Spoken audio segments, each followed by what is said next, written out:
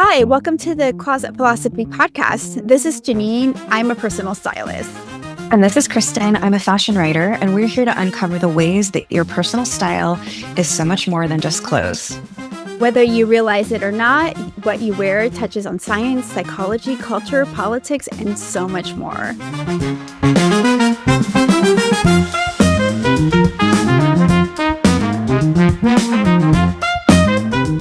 Welcome, everyone. Manny Martins Karmen is a 61-year-old model and a social media influencer based in Winnipeg, Canada.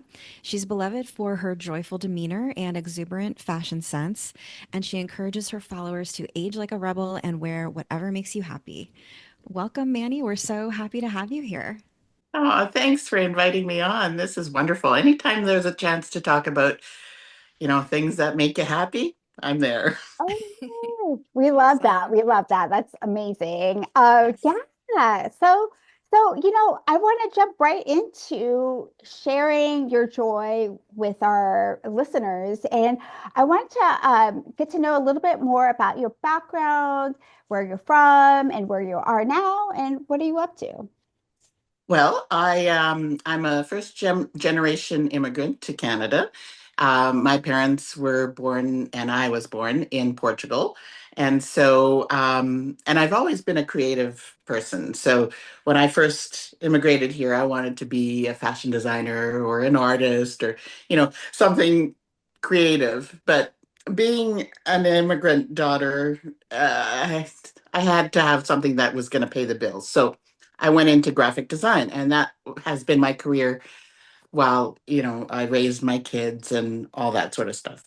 But the types of skills that a creative person has are interchangeable into all sorts of areas in your life. And that's what I found out late in, well, I guess that was in COVID when I thought I had an art exhibit that had canceled, and I was like, now what? What am I supposed to do? Like, I don't feel like painting. And as a creative person, you really feed off that creativity and that creating stuff that, sparks something in you.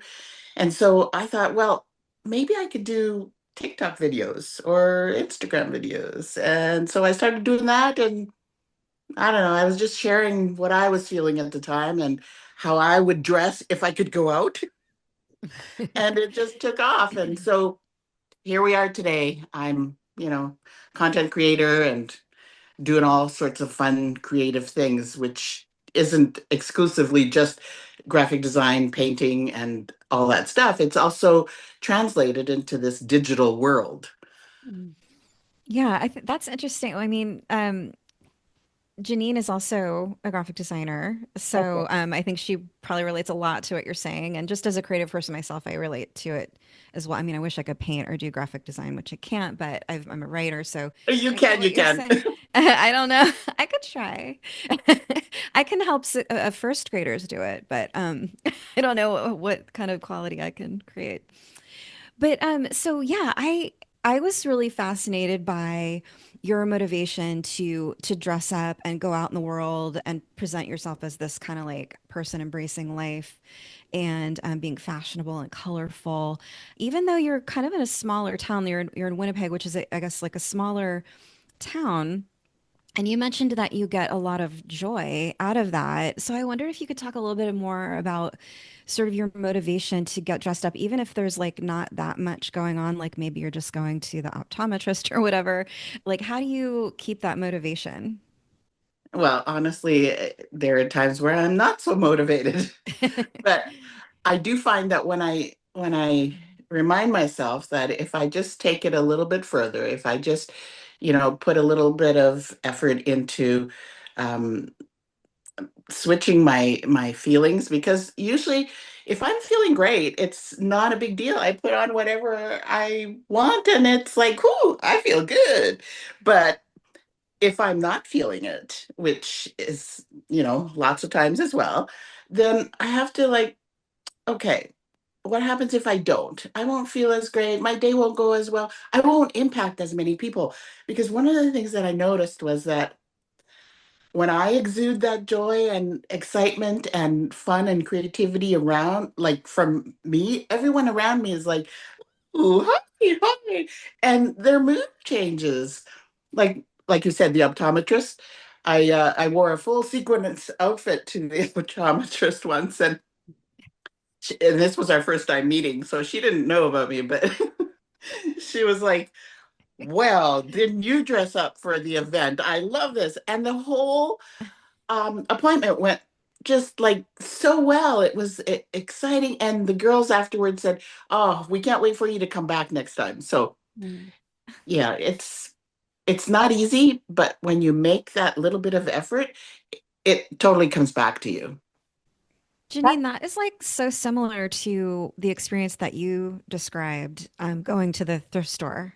Yeah, yeah. I Yeah. mean, I was just actually thinking about like a client of mine I was talking to yesterday. She was saying that she struggles with like depression and like finding that joy in getting dressed and like helps her get out of bed in the morning to get dressed because she has fun getting dressed. And then once she's dressed, she's like, oh, I might as well go outside of the house. And then when she goes outside of the house, like, and she was talking about going to like Jiffy Lube to get her oil changed. And like there was this lady talking on the phone, like in Spanish, and she was just like just standing there.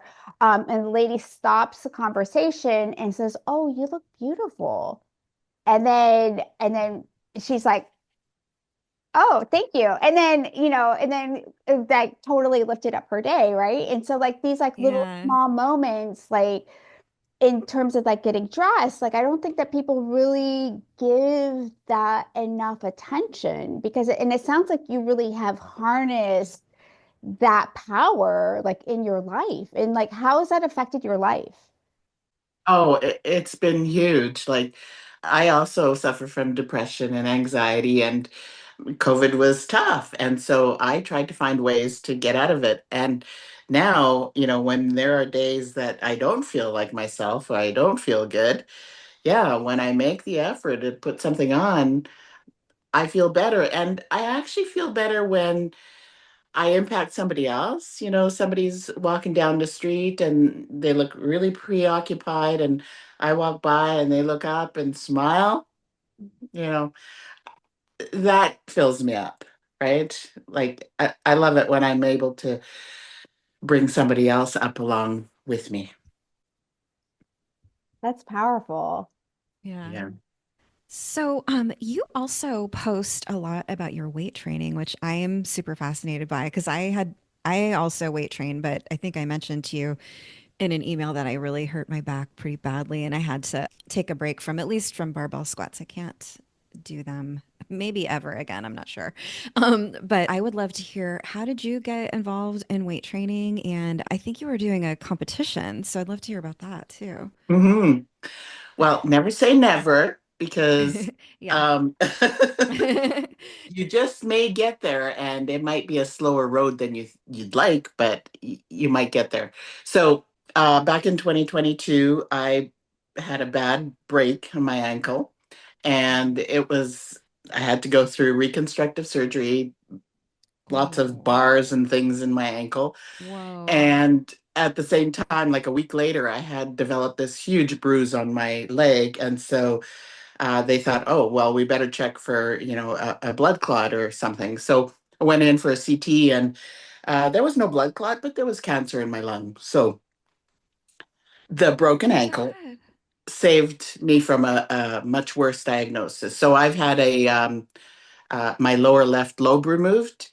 And fortunately, that managed to take all the cancer tumor thingy away. And yeah, I just had my follow up last week, and I haven't heard back yet, but I'm pretty sure everything's all good. So, in that Wow. experience, I felt broken. I felt so out of control. And I've been told I'm a bit of a control freak. So, yeah. But I felt so out of control that I needed something that I could grasp onto that made me feel strong and powerful again and in control. So I have a friend who is 64, and she just won the Masters So that's ages 60 to up in powerlifting. Whoa. And she won worlds. And I went, that's so amazing. So I contacted her. I said, who's your trainer? Where do you go? And how does this start? I met the trainer, and it was immediately a connection. And at the same time, as this was happening, I was looking for a way for my husband and I. We have older children now. They're 22, 23, and 25. So I was looking for something that he and I could do that wasn't a dinner date, you know. So reluctantly, he said, yeah, okay, fine, I'll go with you. That's And now awesome. he's hooked, by the way. He loves it. He never skips a day. He just, It's yeah, addictive. it totally is. And Yeah, which is a good the addiction. kind of energy you get from lifting heavy really is what keeps me going. It just, and because I also have rheumatoid arthritis, it Mm. is huge for, mobility and keeping down inflammation and all those other wonderful things. So, yeah, It's also so important for women, older women like our age for bone density. exactly. And yeah, and it's good for so many things. I think there are multiple, things that it improves. So yeah, that's awesome. Yeah, and I'd love to like hear because it sounds like it's giving you a lot of energy and it also lights you up. And so it sounds like there's kind of like this like circular thing happening here with like, taking care of your body, but then also finding that creative outlet in your style because it sounded a lot like I heard a lot of parallels in how you talked about both of those things. And Mm. you know what the common thread in those things are? Hmm. I think it's that energy that I bring to the gym. When I get that energy, I also send it out to everyone else in the gym, and then they in turn send it back to me. Like I just recently did a big, huge PR because I have a competition in 2 weeks. So I'm This is so currently, exciting. yeah, I'm in the peak of training. So when I go in, regardless of how people are feeling and why they're there, because we're in the gym for different reasons, I often have some, like, it gives me that energy that then I can spill out to those around me. And that's the common thread between if I have the energy, I can share it with others, regardless if it's dressing up or, lifting something heavy and feeling really powerful and strong. I can push that out to the world and share it with others. And in turn, that comes back to me twofold, tenfold. Yeah. Oh, That's amazing. that is Yeah. amazing. Here's like something that I hear a lot and I see a lot of people struggling with. Like this is something, I think, like my client, like I struggle with depression, you struggle with depression, and this is something that continues throughout like our society. And it sounds like you have kind of figured out like some way to like work through that and to show up and to find that energy within you and to not be afraid to share it. And so like I'd really love to know like how you found that and what advice you would give to somebody who would also like to harness that. Honestly, I think I found it by accident because we're all just like experiments in the making, really. Like you try something, doesn't work. Just like because uh, I have lots of autoimmune diseases, all that stuff, right? So when I go to the doctor, he says, "Well, all we can do is try this and see if it works." I'm like, "Yeah, basically life."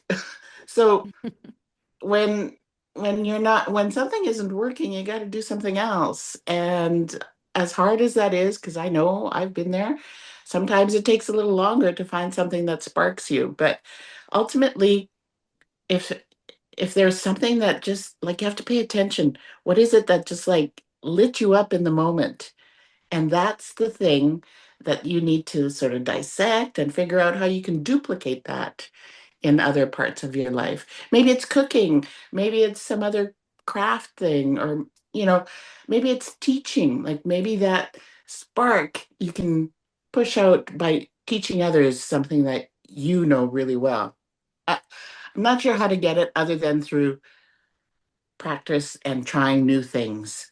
Don't be afraid. As one of my favorite influencers or female moguls, Trini Woodall, said, fear less. So it's not to be fearless. No, we have fear and fear is important, but it's to just fear less. Mm. Yeah. Well, speaking of new things, you had mentioned that you were applying for the sports, like a Sports Illustrated model search. Is that Yeah. right? And Yeah. you expressed that you had like some misgivings about it, but it sounds like you went for it. So I would love to hear about all of that. Yeah. So I have quite a few friends that I've made online and that I've had the um, opportunity to meet in person. Birds Papaya, the model Chan. Oh, I forget her first name already.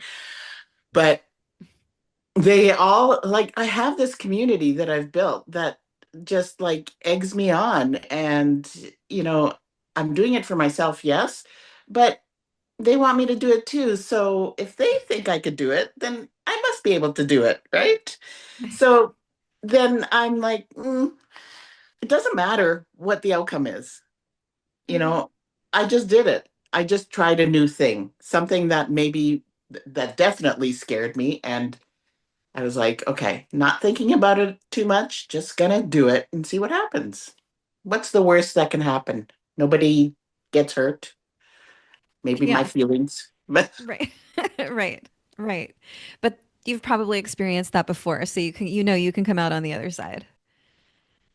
yeah, okay, so when I first started putting stuff out on the internet and becoming a creator, I hate the word influencer. It's like, no, I don't want to influence anybody. I just I It want to is create kind of stuff. a weird word. Yeah. Yeah.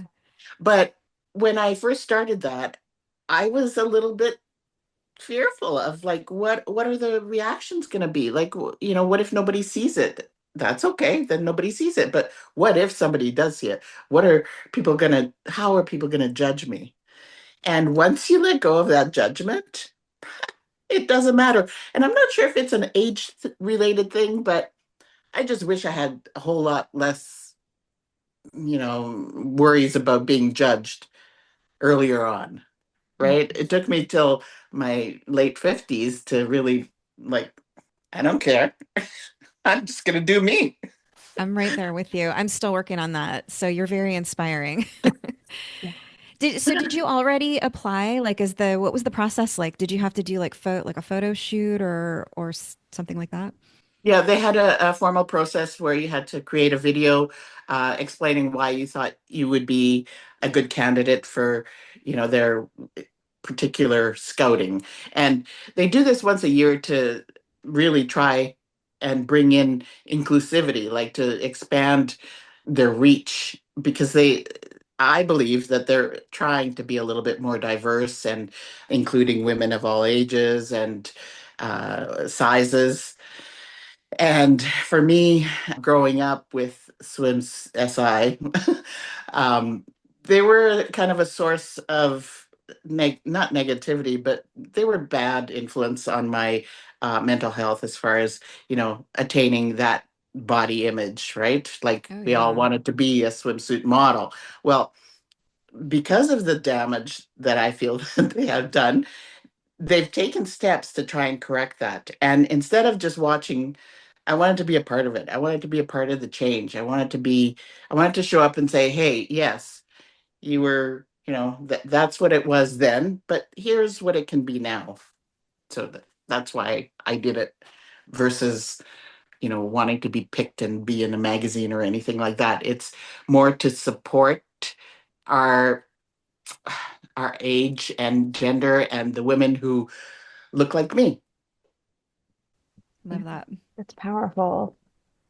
Yeah. Yeah. Yeah. So I mean, so how are you feeling now that you've entered? It's quite I, I don't know. I guess I'm feeling relieved because it's no longer my decision, and regardless of what happens, doesn't matter. I did it anyway. And maybe, somebody over there saw it and maybe they're going to include more older plus size models in their next issue. Like, you never know. But, if I don't do anything, nothing's going to happen. But if I Mhm. do Yeah. something, maybe it'll have an impact. I mean, I don't expect to get a call back. Like, that would be really crazy and, I'd be out of my mind. But, um, Yeah. my expectations are quite low for that because they get, I can't even imagine how many people apply. And yeah, so I Yeah. can only put it forward my reasoning and my like my pitch for why I should be included and for who I represent, and that's all. Yeah. Mm, yeah. Yeah. So okay, so with that in mind, so this is something that you were okay, like stepping out of your comfort zone and you don't know how it's going to turn out. So can you tell us about another time where you stepped out of your comfort zone and you didn't know how it was going to turn out? And then you were like, oh my God. Hmm.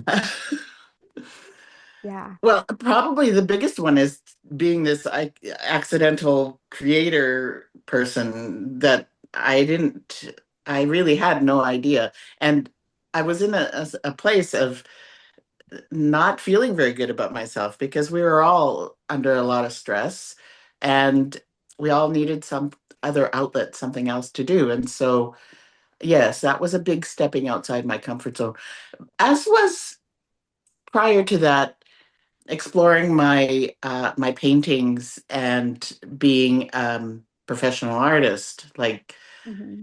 the art community is wonderful, but they tend to be a little bit sheltered as far as, well, only real artists should be, artists, or It's kind of anybody can more call like a closed it community. is. Yeah. Mm, And so I wasn't sure that I was going to be accepted into that community because my background is graphic design.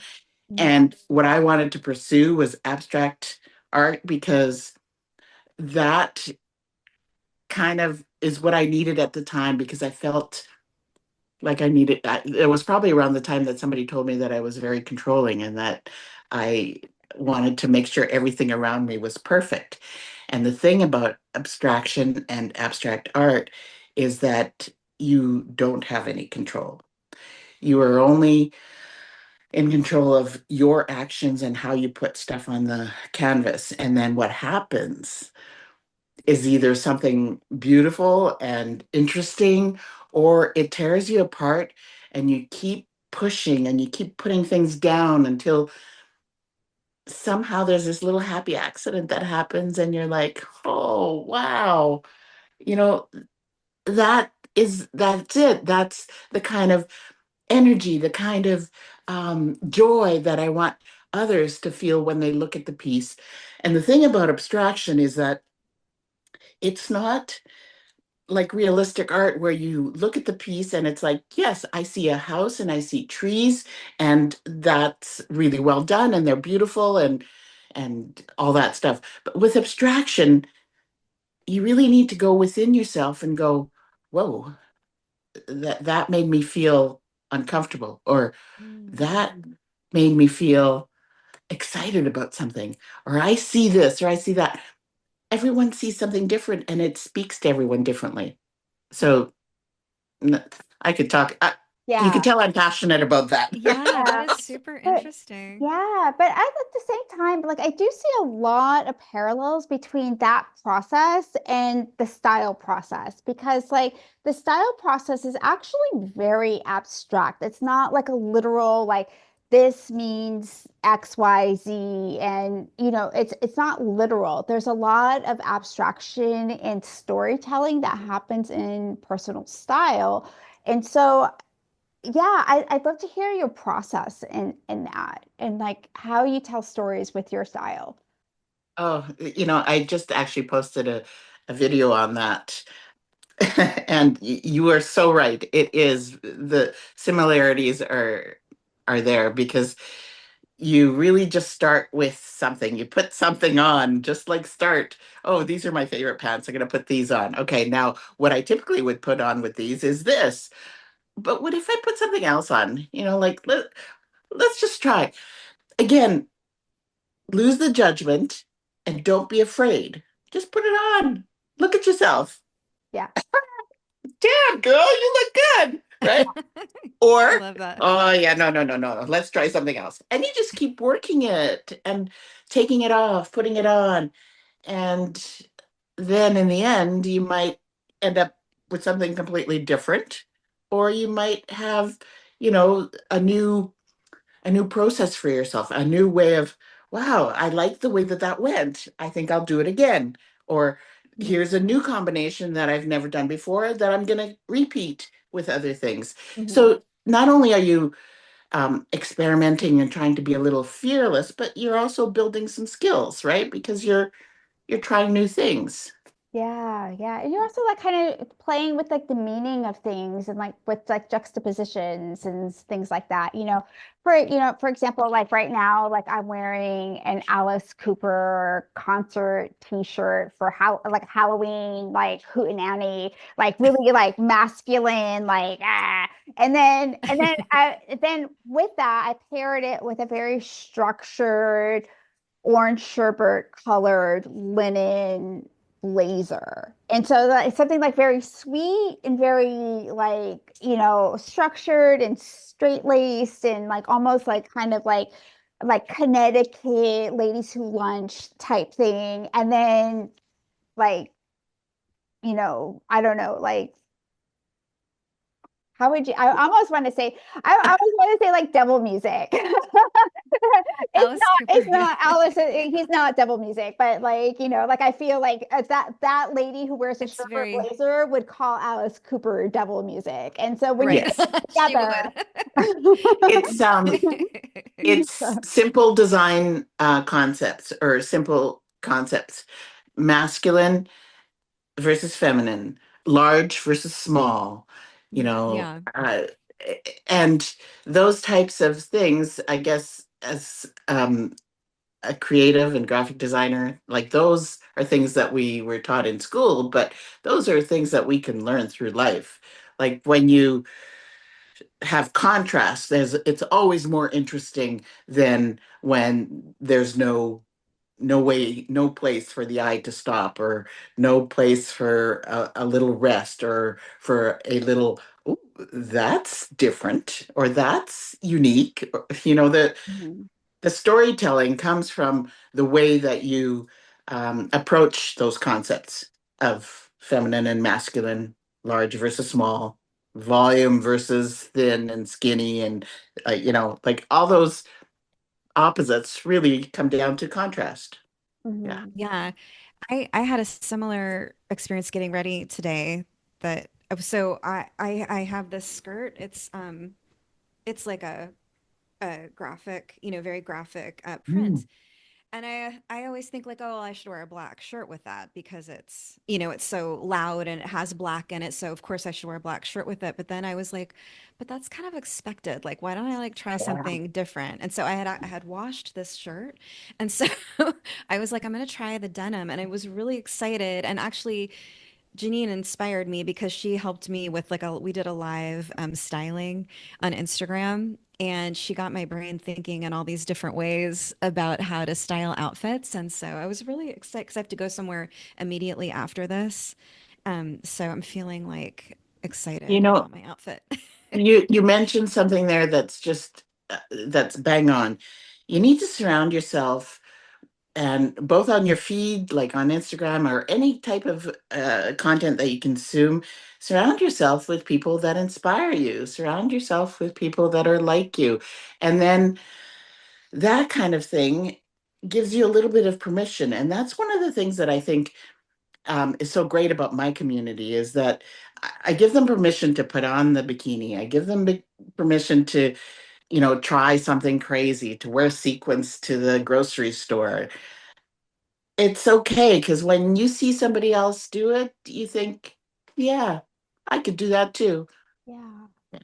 Oh, one thing I think that that's like amazing, and I love that. But I also think that there's something that's really special that you had touched upon, and I want to kind of like a little expand upon it a bit because I don't hear a lot of people having this approach, and it's something like very similar to how I approach style, and it might be because we both, I assume you went to like design school or art school or Yeah. something like that, and it sounded like as you were describing your process and as you were describing like contrast and those principles. What are the like things that you learned from design that translates not just into your art, but into your style? Oh, 100%. But I didn't realize that until I started making videos and I started to see myself because, and then I went, hey, wait a minute. Yeah, that principle of, you know, opposites attract and those same design principles, I can apply to just about anything, including the way that I'm dressing.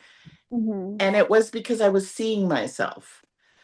Had I not, and seeing myself in a way that I then step back from judgment, right? I'm like, well, I put this out there, so it's out there. Yeah. And now doesn't matter.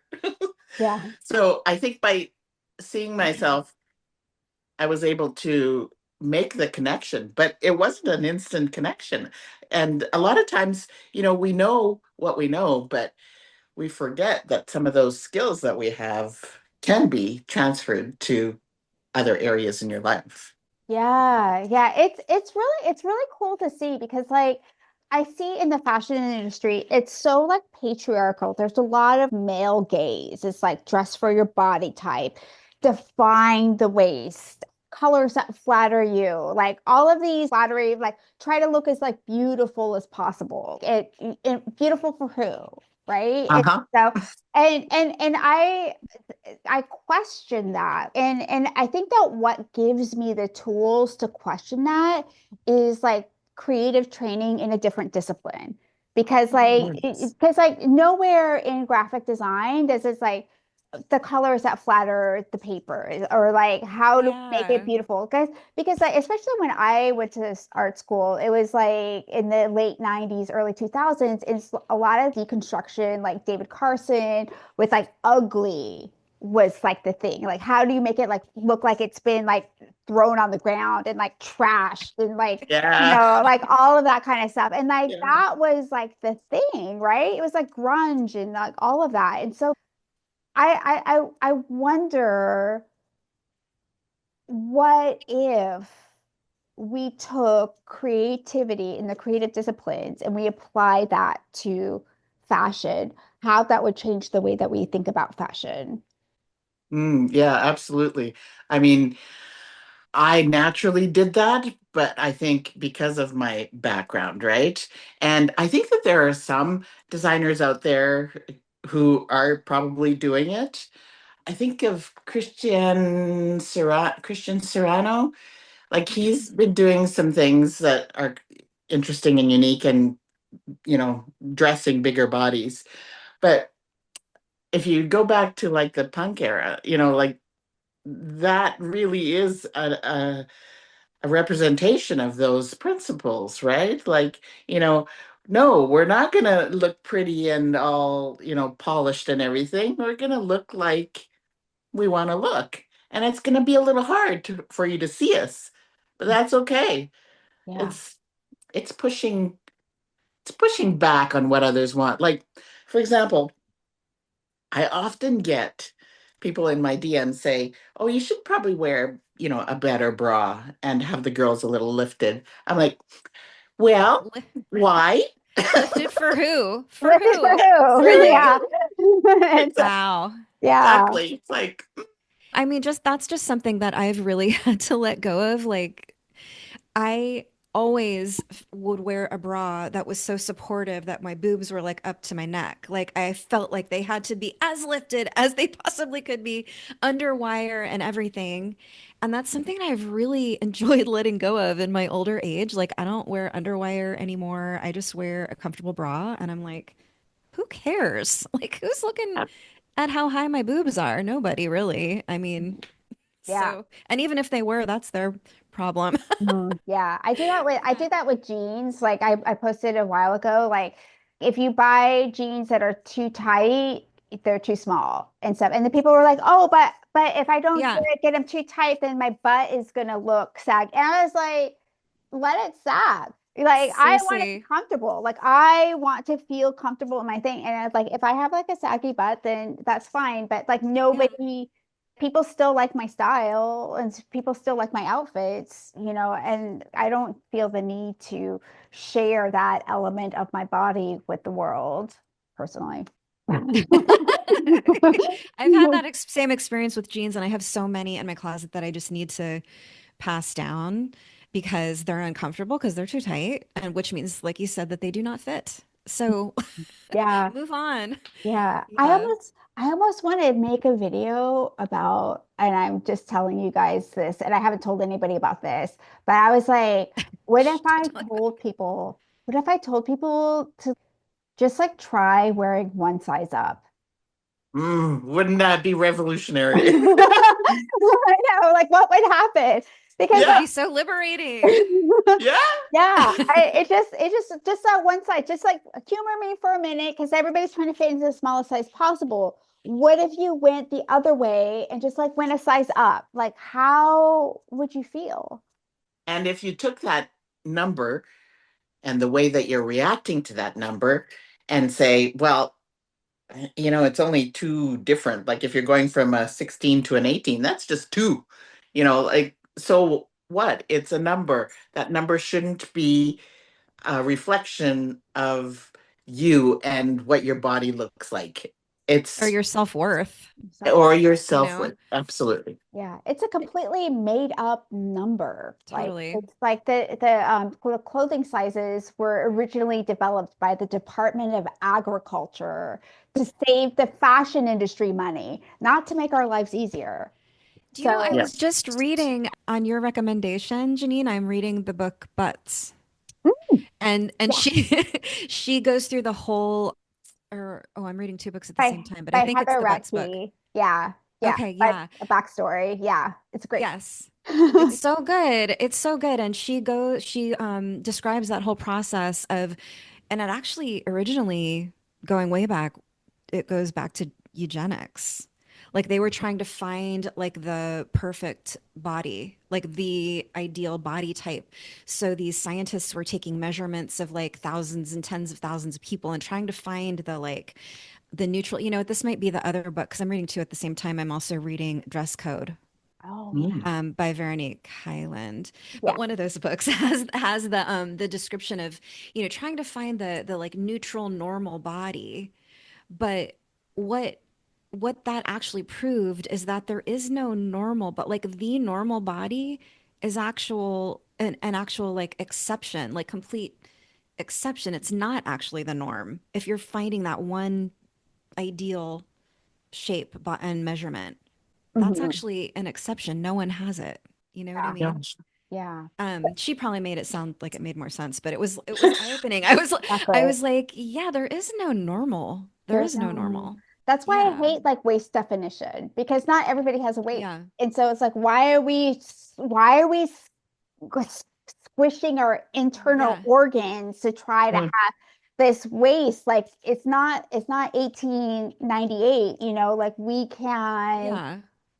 we can using design principles and using creative principles, you can create proportion without squishing your waist. And Yeah. so, like, you can do that by pushing up the sleeves of your jacket to create that line across of the rule of thirds. Like, you can do it and you can wear a crop jacket. You can have a dress that is like there's so many ways. And so, I feel like these like conversations are like so important to have and it's so important to see people The like you, representation. Manny, Yes. representing for people to see because like I think I okay, sorry, this is another thing, Kristen. Okay, this happened during the pandemic, Kristen. I don't know if you remember this, but it was like I saw like an H&M on the H&M website, a woman in her 40s, and she Oh, I had think like I know what you're long hair and she was wearing shorts and she was like wearing a romper, right? And she was Mhm. and she was in her 40s and she was at the, and to me, like I had never seen a woman in her 40s wearing a romper. Like usually women in their 40s are dressed to be like dressing their age or they have to like look like they're representing older people. But here she was just existing, wearing a cute romper. And to me, like I think I texted you, said like I've never seen this my entire life. Yeah. Yeah, I remember they did that little stint with a couple of like older models, but it was short-lived, unfortunately. I feel like I don't go to the website very much anymore, so I'm not sure. Yeah, me But neither. yeah, that was exciting to see. Did you? And there was also, was it Valentino? I think in the Paris runway show, I think it was Valentino. They had two models who looked like they must have been either in their 60s or 70s. And it was pretty amazing because one of them was wearing a completely sheer dress. Like you could see her, saggy boobs and all. And I was like, this is awesome. Yeah. It was really cool. I think it was Valentino, but don't quote me. Yeah. And it comes down to not disappearing, not Hmm. shrinking away. Women are starting to stand up and say, hey, we are all unique, we're all different, and there's nothing wrong with the body that you have now. You have a body, right? Yeah. So share it. There's others that will connect with that as well. Like, so Yeah. we no longer shy away and pretend and I'm so guilty of this. Like when I was in my 20s and 30s, I thought, oh my gosh, when I'm 50 I'm gonna be old. Like I'm Oh, gonna yeah. be sitting on a rocking chair and all like dressing. I don't know what I thought I was gonna be dressing like, but no, like why do we still have some people still are hanging on to that Oh, ideal yeah. of like, you shouldn't stand out. Of course we should stand out. That's what we're here for. I 100% agree. Like, this is such a powerful time in our lives. I don't know if you saw on Dr. Marie Claire, I don't know if you're following her, but she had like posted this professor talking about there are only three species of mammals that experience menopause. Humans is one of them, elephants and orcas. And And they whales. Hmm. all, yeah, orcas. But yeah, and they each Orcas. have Okay. like complicated births. And so we evolved, like women live longer than men. So we evolved grandmas specifically for women to experience menopause so we could pass down our knowledge to the younger generations. And that's powerful. And like that's something that the patriarchy totally discards and totally like pushes us to the side. But evolutionarily speaking, we're supposed to be here. We're supposed to express our power and we're supposed to be visible.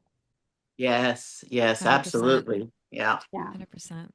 I So, love I that. mean, and I'm so grateful that you are here, like sharing your joy and like finding that joy and sharing your energy and also like doing it in a way that doesn't adhere to the patriarchal standards. Hmm. Yeah, it's a learning thing, and I'm hoping that as I go through this journey, that those who are following it, they also learn and see, yeah, you know what? This makes total sense, and this is what I'm gonna do. And then the more of us that show up and just be ourselves, the more it's gonna be acceptable and normal, and we'll change that story, right? And we'll Yeah. pass on that. We'll pass on that it's okay to be unique and different and to, feel things differently and to dress differently. It's okay to share the joy. It's okay to be loud. It's okay. Yeah. Absolutely. So before we go, I know we're gonna have to wrap up, but I could talk about this forever. But like, so to the woman at home listening or in the car, wherever she is, like listening, like what would you say to her to give her advice to help her find her joy? Pay attention to your gut because a lot of times we are so busy doing so many things that we just push down that little glint of happiness, that little glint of spark that we're so focused on the other things around us, and we're trying to put out fires, and we're trying to grow children, and we're trying to have a business. Those little things that make you spark, pay more attention to those and have those be your starting point to find joy. I That's love great that. advice. I Beautiful. also have to ask you really quick, is that one of your paintings behind you? Yes, yes, it is. Amazing. It's really It's- beautiful. Really cool. I love it. I'd Mhm. love to see more of them. I Yeah. have a I have an Instagram page for that. Oh, awesome. I'll have to check it out for Yeah. sure. So, Yeah. so where can people find you? Well, my current favorite platform is Instagram because that's where my people are. I'm on TikTok as well. I started a YouTube channel because people wanted to see longer videos. And yeah, I think that's about it. I'm also on Facebook, but not very much. Oh, yeah. And for your art, is there a link to your art Instagram on your other Instagram? um, isn't Instagram kind of weird lately? Uh, Yeah, always. Yeah. No, there isn't because there's a number of links that you can put on there. And usually I just put on there my favorite uh, places to shop.